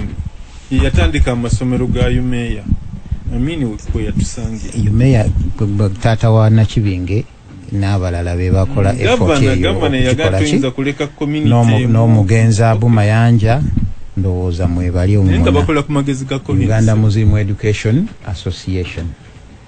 kati bwe tuvaayo eyo mukulu kibazo tutunuulire n'ebyafaayo byaffe nti even before independence nga tulina yali KYDP awo entalo nga ziriwo abasiraamu abaali nga mu DP ng'ekibonerezo kye batera obbawa nga bano abatabaagala nga batwala embizzi ne baginnyika mu pipa y'amazzi evaamu amazzi omusiraamu g'atawaazisa yes olutalo ne lubeera lw'amaanyi nnyo ne tujja mu 60s tusanga history wa Naamu naye Naamu bw'ogiwulira olwaleero ga nti oba kyali ki but it was an organization National Association for the Advancement of Muslims politics era naayingiramu Naamu nebeera ng'eri ndowooza pro UPC omugenzi jakyaliyo akena adoko ne Kioni nga bonna mwebali abaakibuli nga bali wamu ne Kabaka yekka neki olwo nalwo ne lubeera lutalo owoza abasiraamu balwanagana naye nga n'ebyobufuzi bikola ki mwebiri Amini bwajja naga nti this nonsense nze n'ebibiina tebiriwo mwenna lwampaka katerega ky'abagambi byali byampaka nti mugenda okufuluma ano nga bwe tuli mu Gasimbagane nga muvuddeyo n'omukulembeze ogu so mukulu kibazo mukulu kana wanzikiriza kyendaba mukulu Museveni China ne Amini kiri kimu obusiraamu buyina okwegatta under one leadership bonna bakanya ku ekyo ekyoko ekyalemesa nti mukulu Museveni tanaba kulaba nkola ya Amini naye ayinza okuba alina modi ye yawenzija eyinza okuba endala kati bw'ojja ku 79 nga Amini agenze enkaayana era ne zikomawo Muwanga ng'ali mu UPC akutteko ekiwayi kya Mufuti Mulumba Chifukazi by then tetwalina bamufuti tulina Chifukazi Obote n'atwala Kamulegeya ne banne nga bali mu UPC ereze enkaayana zaaliwo nnyo abantu ne beekuba emiggo mu mizikiti one Masako ono gyakugamba nga bw'oba toli imaamu wa sayidi eri tosaaza bakugoba misinde ezo zonna enkaayana ezimu nga zeyingiddemu ebyobufuzi era enkaayana ezo za contributing kinene nnyo enkaayana yonna from what you're saying byabufuzi no partly no Yes, because woba kana woba ngoli strong boli strong ebyo bufuzi bikujjako bitya munno ati kati nzija the problem is within you weeri naye n'ebyobufuzi bibamu nakuganye nti we are a community gyotasobola kuyiginowalinga kubanga mulina ekifaananyi kye mutupaintinga nti abasiraamu bazibu nnyo. One of the agendas you must keep them disunited. Okulaba nti they are not a single voice because they are dangerous. Katwogera amazima. What do you think? Laini yo ne mukama wa Peter ne yamba ekyo kyeyambira ddala kati kanabi abeera propagator wa okwawukana era bino byonna byolwagamba nti Amini yateekawo Supreme Council abaava ebweru. In fact taata w'omuku ndowooza yali ani Kiserumaga bwe yatuuka wano mu 79 kubimu ku bintu bye yasooka okulowoozaako kwali kutugamba nti ogwo omuzikiti gwe badde bateekaawo gugenda kufuuka yali kayiira n'omuntu omulala akyali mulamu. Agamba gugenda kufuuka woteeri ennene nnyo muzikiti muki kaakati bwe tugende mu Northern Amini gye yali ava emizikiti gyafuuka victims n'abasiraamu baayo tubagobere ddala paka wa Sudaani ebyali embalala nabyo tubiraba. So tubadde community gyotasobola kuyiginowalinga n'abaabikola gyotunuulirwanga eyina obuzibu. Kaakati awo we tujjidde mukama wange ne tutuuka mu area eno ey'olwaleero we tuyina era divisions mu ddiini nga waliwo abaga nti naye gwe enkola gy'okolamu obusiraamu si yeeyo tojja kutukulembera eyo neebaawo naye n'ow'ebyobufuzi n'ebyobyobufuzi nga naye atunulaga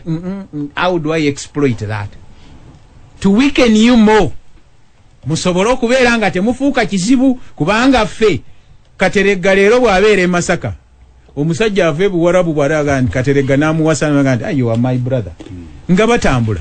kabe kasinge ne ssente ajja zimukolaki ajja kuzimuwa atambuze emirimu ekyo kiri threat gye muli. Kati olwaleero bwe tutunuulira President Museveni era nabadde mulaba waganye nti gwe wakoze photographic interpretation waliwo ka video koyina okutunuulira kibazo takubuulidde mazima walumbe yanoonyeza mu abo nga tamulabamu nagamba eno engeri gy'ataliimu ono tebigenda kukola eyo nayo tulimba nti you are looking at the photographic interpretation. No yogera amazima. Let us be honest. Watunudde nga tolabamu kana ab'engeri gy'atabiriimu ebyo bali tebaliimu. Let us be honest. Factor ya Buganda nayo weeri nnene nnyo lwakuba abantu tebaagala kujoogerako and Kibuli represents that ebiseera ebisinga. Yes, that we must be at the front. Wa family ya Sekambugo. In fact, one of the statements ezitera okukolebwa abantu abamu nga babuuza nti mubajja avaawa kubanga mubajja jjukira yajjanga concessional leader. Yes, there was consensus. Tukkirize naye waayita ebbanga ttono ne wabaawo n'ebibiina by'abannakyewa ne batandika ne baga nti tuyina omugoba mu Buganda naye nga basiraamu. Kaakati nze wemba mukulembeze nga nze Yoweri and I want to exploit that. Tewali nsonga lwaki wakati awo sikola ki siyingirawo. Museveni ateekawo nankane kanyehamba kubagatta so tosobola kumubulema kanyehamba ne Kabwejere era side zombi Kibuli ne Kampala mukadde Museveni represented ku Kabwejere report n'abasiraamu baliko muleme ku disputinga history. Museveni yateekawo kanyehamba Museveni yennyini n'avuruga kanyehamba na kanyehamba report yali implemented yali tamubajje abantu bavude genda obuze Imam Kasozi n'abalala baaliyo batuuka ku ssaawa envannyuma ennyini eyabateekawo ate n'abavuruga. Kati olwaleero yagga nti mbalabye baze wano ne gundi uno ono si gundi ono naye ng'olaba biri siriasi ate ne bamala ne bakola statement president yabayise buyisi kugiramu naye nga yayogedde statement ya Kirunda yabadde disclaimer kibazo yaze n'omugo bamalayo ne bakyusa mokolo kibazo twawule endowooza enjawukana ez'eddiini nezine za administration ani asaanya okuba wakati ate bwe tuzimala ne tudduka ne tugenda mu gavumenti tukozese bannaffe abali mu gavumenti oluusi okunyigiriza bannaffe ono gyali Kateregga gwe muvuyo oguliyo bonna basaala eswala 5 bali mu muzikiti gwe gumu naye omu bw'alabanga kibazo ya amusinzizza abantu ng'agenda naga nti abo balabika abavubuka abo bazibuzibu stating ega nti mwana wattu jangu nange ombuulire bulungi naye nga naye yina ebyayo ebirala byekola ki byegoba kyenva nzirayo nze nga nfundikira mukulu kibazo kuba bonna munaluza naba sikyagikuwadde ogenze n'oleeta ekya Buganda Fact ate nga kiyingira muneno mu politics gwe tulimu ndoza ne Buganda eno yeetaaga okwetunulamu politikale tunabeera mu bitibwa by'emmengo oba tulina okwegazanyiza mu national politics kubanga okuva mu 72 buli candidate kibuli gwereeta awangulwa mu 72 baleeta Sheikh Kulumba abala bonna ne baganginga nga balina zibukoto wandege yani ne bayisaamu Abdulrazak Matovu Amin n'agamba tutondewo ekifo kya deputy chief card kakungulwa anawulira atya wakiri Kulumba abeere ekyo kakati bw'olama ne juzi ku mubajje era kibuli yayina Sheikh Kakoza era mubajje n'amugira kinaamuwangula mu kifo ky'okuyintegratingira muli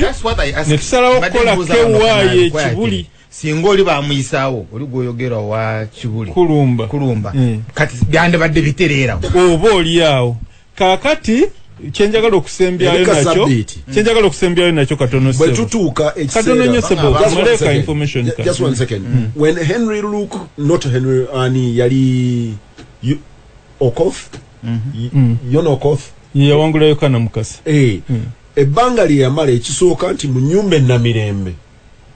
yasengukayo oba teyayingira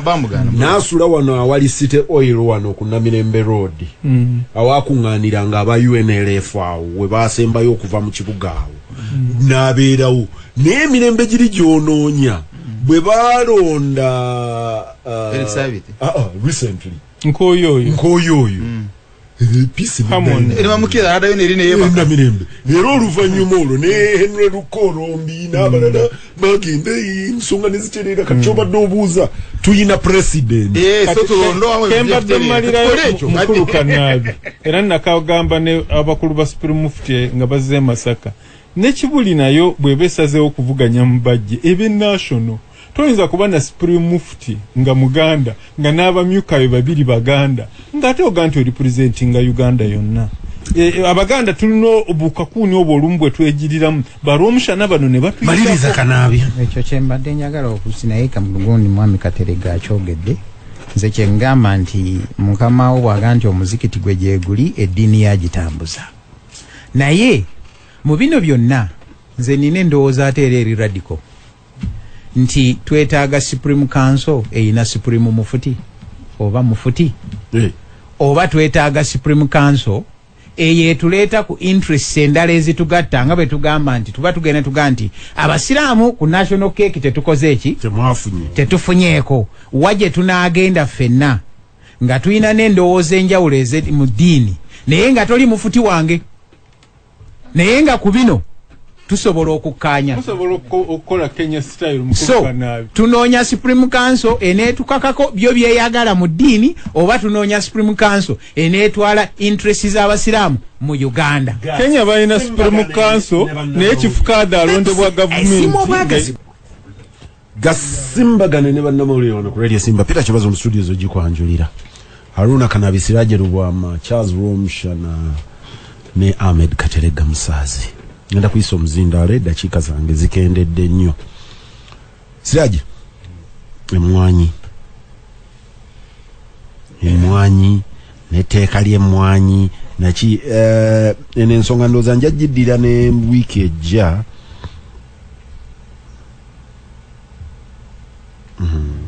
eriyo omukulu abadde ansaba nkubire John Kakande atuwe facts ze ne opinion ku nsonga zino naye nga nina kyenkana majirisi ulama namba mu studio ate nkubire opinion yagituwadde ku mukutu kwetugatte nga ngenda ku mwanyi President Wawuji agambye Tero Kibazo to get his football shoes ready for World Press Freedom Day Media Gala on 1st May 2022. Ebirala bikwata ku nsonga gye tubaddeko sisobola biddamu tugivuddeko simanyi nze mbangu tumye bubaka manyi nti mukulu mukese site yokusamba simanyi manyi mukama wange naye kati bambi mulwadde okimanyi alina bweru ndowoozimanyi oba bamukozesaawo kintu musoke ayina engeri gy'ateekululamu bali bannannyini kintu n'abawagizi kati mu by'omupiira Kibazo agwa mu bawagizi bannannyini kintu semumanyi mukisaawo omulabayo tateekwa kubaayo yakafuna yakudda ku kifo ye philosopher king ebifo ebyo bw'otuuka ku kintu musoka ganti eriyo philosopher king abaddirira philosopher king baali baaposo oba bayigirizwa booli n'oseeseetuka nodda ku bagoberezi nodda abawagizi obeera otuuse eno ku beesi emwanyi nze gyenva eri ebugerere ze zansomesa sirage beera mu bufunze nnyo kubanga obudde naye nga tebagula kashi mwatundanga emwanyi ne muzitwala ku kyuma wali ekyerima kati bakugaba school fees ogenda tata agenda kuwali ku kyuma ne bakuwaka pa plant tata wono yaleeta wano emwanyi tetunafuna sente ne pineti kyajjo bakolera no ate pineti byakola birala nti abasajja emwanyi zabeerawo ne zirabirira abantu ne zigwa ebbeeyi ne zigenda naye nga bazikuumye ebiwuka ne bizirya teri avaayo nti tugitulwanyise ebiwuka bino tubimale mu nsi bannayuganda basobole okufuna emwanyi bwe zituuse okufunako akabeeyi kati akagenda waggulu nga vanira ke yafunako ne baga nti ate kagudde ng'ate Kenya kanyi naye nga tosobola kutwala vaninawo Kenya kati omuntu yenna agamba emwanyi n'etteka lyaleeta okusooka libadde lireesa abantu twogeddeko emabega ku Buganda nti Buganda ebadde etaddewo omukolo gwa mwanyi terimba nga buli bbanga bakasuka endokwa bwezi ne bazigaba ne balima okujja abantu mu bwavu gavumenti kyebadde esuubirwa kwe kuteekawo abantu nga abazeetaddemu bakabushenga ne baga nti kati tubayambeko baziprocessingire wano munnayuganda afune nga bakozesa bannayuganda naye bw'oleeta omuntu wa bulijjo n'omugamba nti ekifaananyi ky'emmwanyi tukiwadde oyo yagamba okuzimba Lubowa hospital ng'abantu baffe ba BMK abantu baffe ba Governor Bank of Uganda bawolanya bafuuyidde bweru wa bweru nga omuntu ayatulimbe eddwaliro ate ng'alifunye ku bwereere omuwadde sente tazimbye ate ogamba nti lijja kuggwa mu 2024 omuntu w'emmwanyi tasobola kwesiga nti tolina kyomulekedde ettaka ly'emmwanyi kwatekako balitutte bantu babagobye buli wamu ku ttaka babagobye Lubowa bawa naye issue eriemu nti kati Uganda bw'ogijjako emmwanyi n'ogijjako ebyennyanja nga kati bagijjeeko ebyennyanja oba ogirese luddawa okukaabirawa so sirowooza nti oyo investor in quotes atagenda nakuwa musolo ng'owennyanja mu katale awo omusolo empooza nowa bodaboda weva ya myaka 10 gyokka siraayi 10 nyingi sebo mu economy yaffe nga kakati tubuliddwa ne zisasula abasomesa abatujjanjabye covid toyinza gamba oyongere weva nga URA eyongera kusasula misolo taxi bagenda kuzongerako omusolo Gasimbagane Ne Bannamawulire Ahmed Katerega Musazi gumanyi wano tuyinawo DC the government ebeera fully represented ono president mulamba bwatuula eri eyo sebo DC oba omutadde district commissioner ni ono RCC umanyi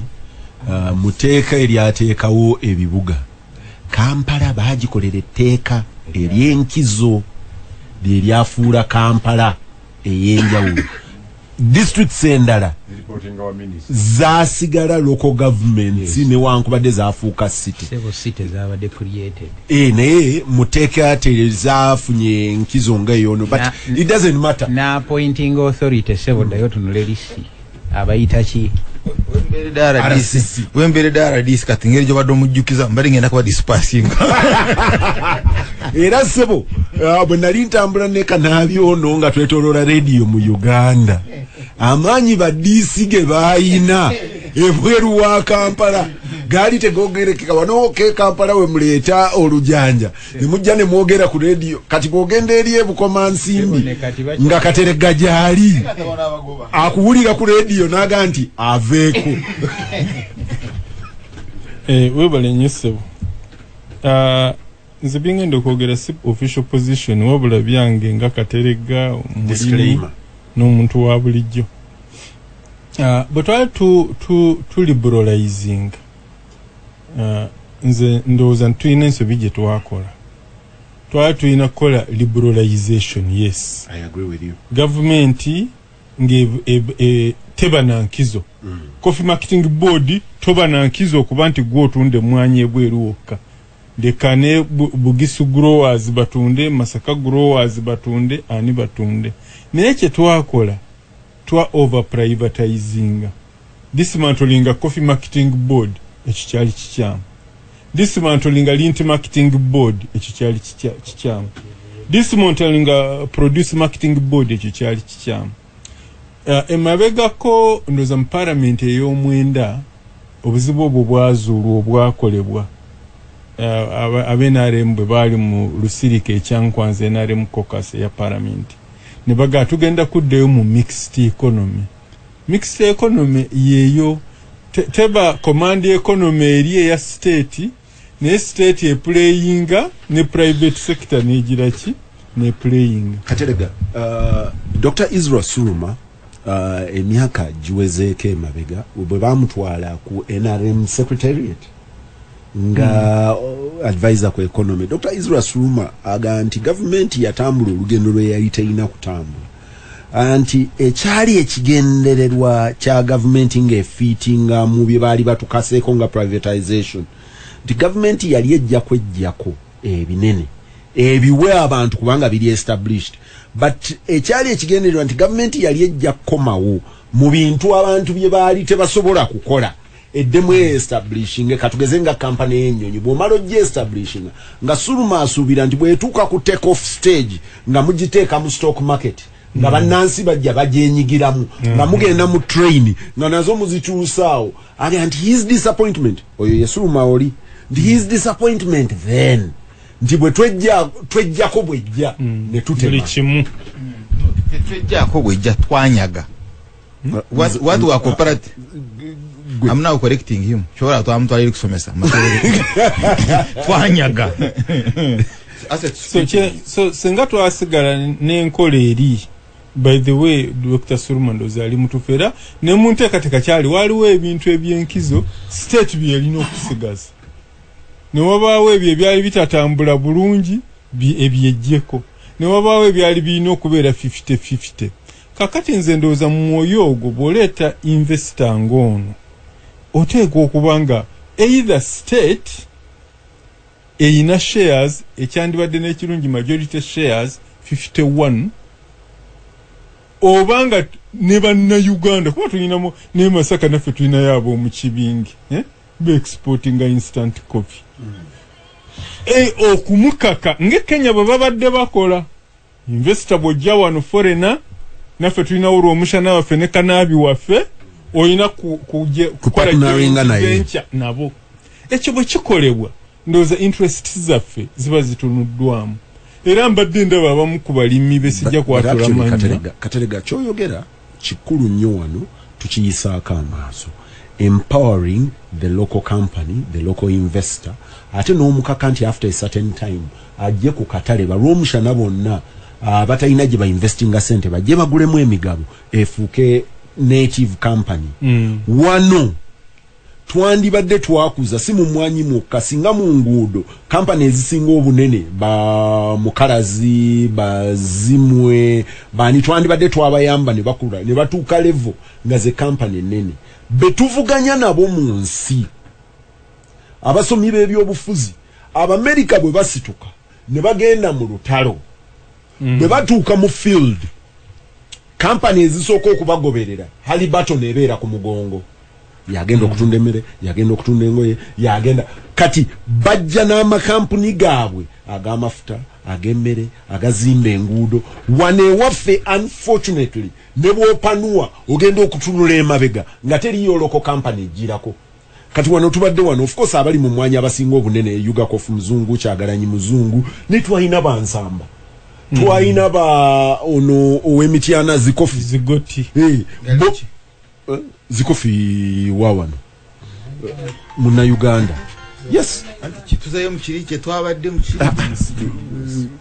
abo bonna ababadde wano Banyankole kweterana twagikwata mu bulago ba Bugisu banandala bakyalwanye bulwanyi and I think this is the last stage of this battle tugenda kusibanga nabo tubakunyudde obulago because we should empower those native investors but tuba twagala ba partnering tukwate Pineti agende tumukaka ku partnering ne banandala agenda partnering ne ba Yugakof kati abali ne ba Kibinge so ekirala sebo omanyi kati mwabali ku kibuga muba nebye mutusinza olumu ebintu bifunira ku secondary naye wano bwetwefuga twatekawo Ministry ya Cooperatives and Marketing nge yakolanga ku byobutale bagamye mu Katerega is being very generous to the state. The leaders were very greedy and saw an opportunity for asset stripping. Oyo ndowooza ye kakati newuunya nkyewuunya lwaki Ministry ya Trade Industry and Cooperatives yasikirere ya cooperative ne marketing sijiraba bwe featuringa mu kintu kino nalabye yagurukali kyange ekigana naye obudde bukyaliwo okutereeza ekintu kino ndabye parliament ne stakeholder bavuddeyo manyene ensonga tulina okukola joint venture ne investor ngono nga state yesinza majority shares oba nga ne our own local investors bali wamu n'oyo foreign investor kanabi ekirala tukaka abantu ku quality y'emmwanyi n'ebirime ebirala abantu balimo okuteeka emmwanyi mu ttaka atasobola kuteekawo cement wakiri agule tundubali ekyo tukikake ku quality y'emmwanyi wonna mu ggwanga kana very briefly ensonga eno tujjajiddira omulundi omulala ekibazo twali wano nga twogera ku tteeka ly'emmwanyi nzijukira nga fonna ndowooza abali mu student tukiriziganya nti spirit gye lyali lijjiddemu nga lirina obukwakkulizo bungi nga balinga baga nti omunayuganda balinga abamuteeka ebbali continuously naye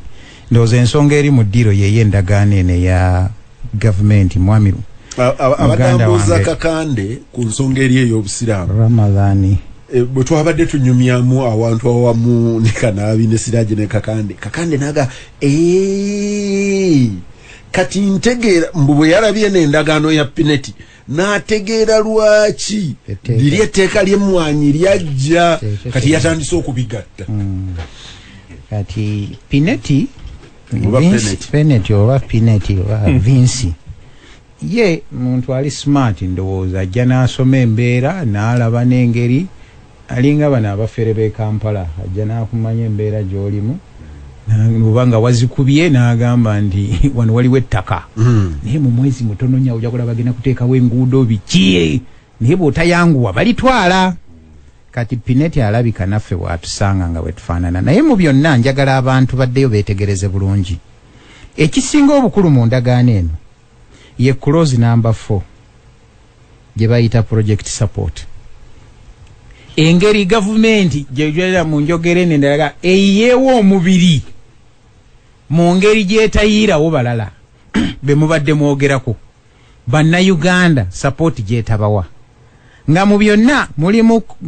section ndowooza eri 4.2 coffee supply nga gavumenti mu ndagaano eno mu buwagizi bwegenda okuwa gavumenti kwe kubanga egamba nti bajja kutekinga all reasonable measures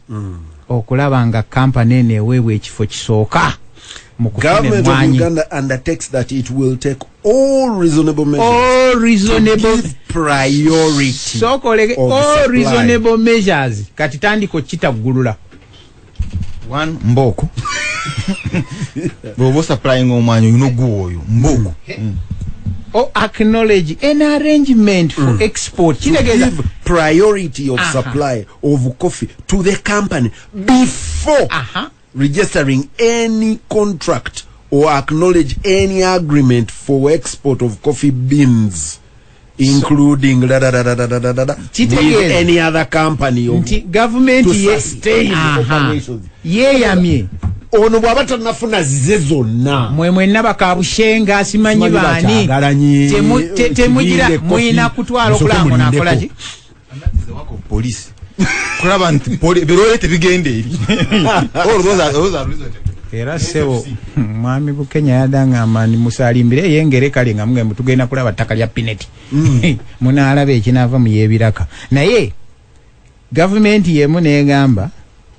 nti the company analysis will pay for the priority supply nti kitegeeza nti government yewaddeyo okulaba nga reasonable yebulirwa awulira nti mbadde njagala miliyoni 4 naye kati nafunyeeyo mpezeza 6 baani abalina mwenna mukole eki muleete kati government bwe yatuuse ku bannansi mu ndagaano yemu niga nti era tujja kulaba engeri ki gye tuna protectingamu naki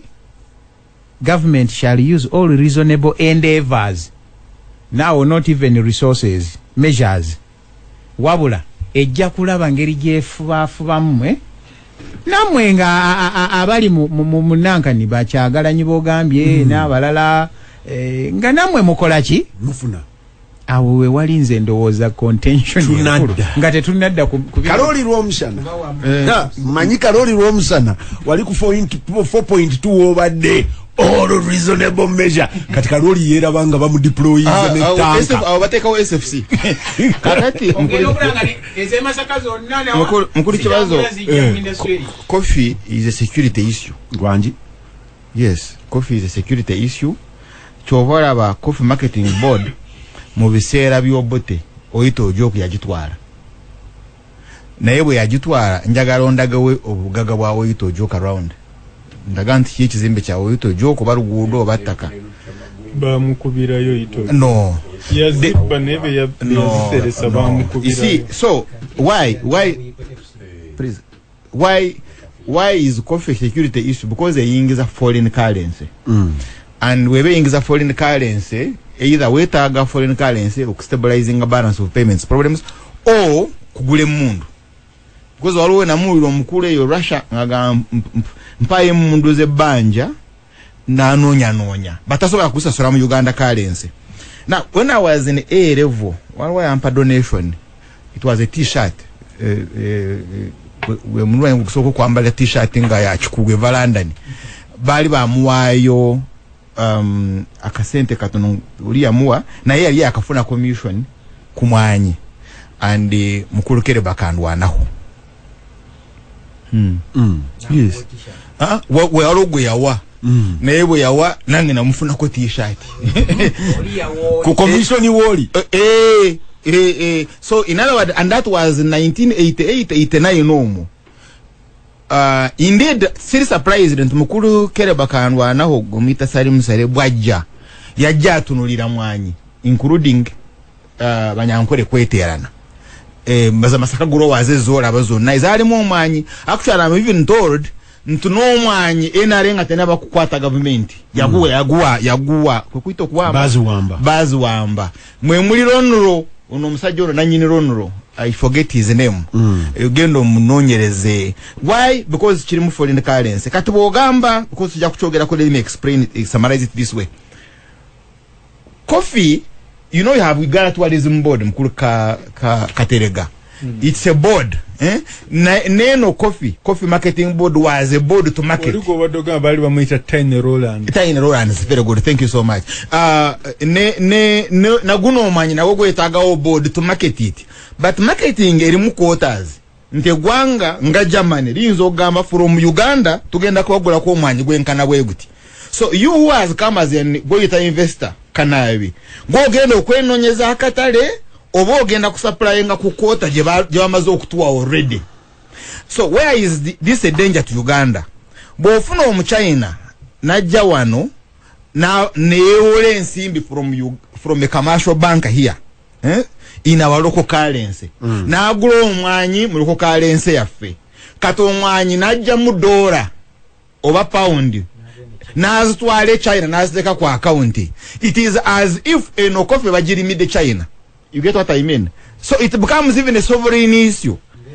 Actually, all of them are going together. Ibyenyanja wamu ne coffee. But what I see what Mukulu Museveni is doing is azeyo ku window 1 ne window 2. That all this foreign currency must be, but it is now not for the government because the foreign currency